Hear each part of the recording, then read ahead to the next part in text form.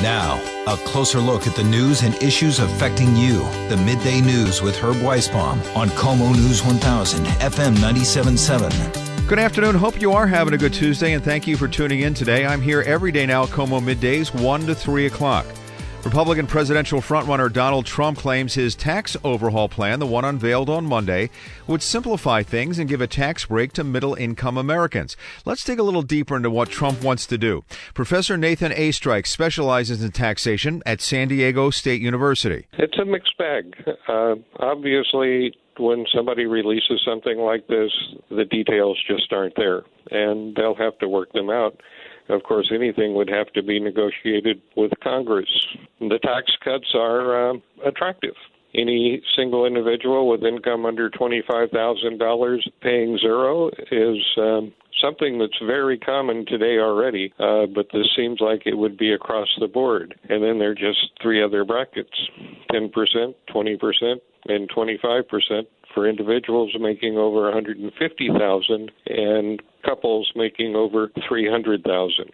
Implicit in what I just went over regarding singles versus married, this is a major step to do away with the marriage penalty that we have today. To reduce or eliminate most of that marriage penalty is a major, major improvement for high-earning married couples. Mr. Trump's plan also calls for eliminating the alternative minimum tax, a very controversial tax. What about that? The alternative minimum tax is a compliance nightmare. It's often difficult to plan for it, and Congress has just been unwilling to get rid of it because it raises what they consider to be a substantial amount of revenue without raising the tax rates.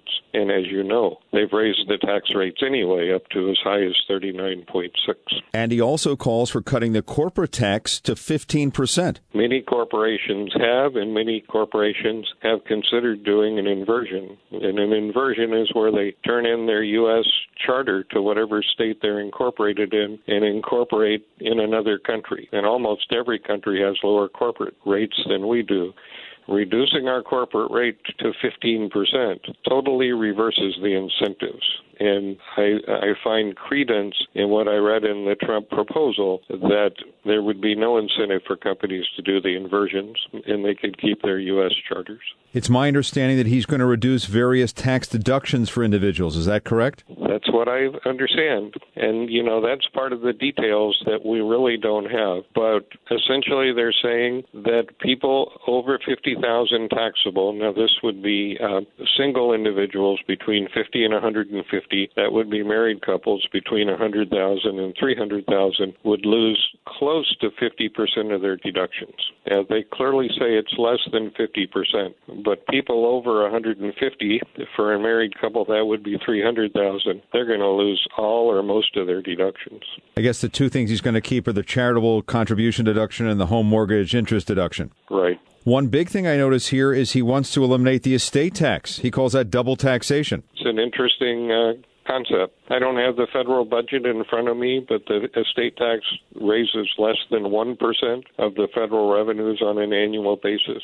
And so what you have is a tax that's not very productive that causes lots of behavioral changes. During the debates and during his speeches, Mr. Trump has said he was going to raise taxes on the hedge fund people, the really rich in this country. Did he indeed do that under this plan? Correct. As far as I can tell, the hedge fund people, which I think is a very small number of people, you know, relative to our population, are able to take a major part of their payouts and report those as capital gains.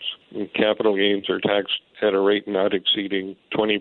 The ordinary rate would be 39.6. So at the federal level, they're saving almost 50%. Overall, Mr. Trump characterized his plan as a tax cut for most Americans and corporations. Is that correct? Don't have enough details. It's just not there.